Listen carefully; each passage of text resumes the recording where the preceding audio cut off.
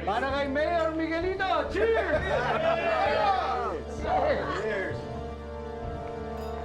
Mula noon hanggang ngayon, wala pa rin pagbabago. Lugmok pa rin sa kahirapan ng mga Pilipino. Nasaan na ba ang pinangako? Bakit napako? Dahil ang totoong problema ay ang ating gobyerno. Singkapal na ng pitaka, mga makakapal ang mukha.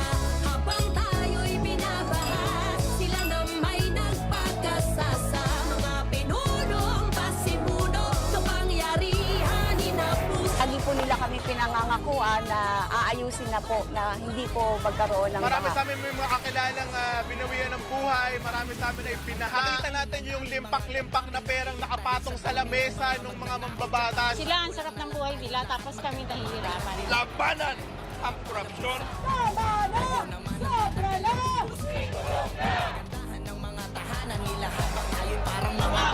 Nasaan ang pondo? Natapulsa na nila, kinurakot na nila para sa kanilang ghost project. Ang sambayan ng Pilipino at ang taong bayan ay mulat na. Tax natin, ninanakaw lang nila, pinagpapasarap nila sa ano-anong mga luho nila. Talagang galit lang talaga ang makatwirang sagot dito.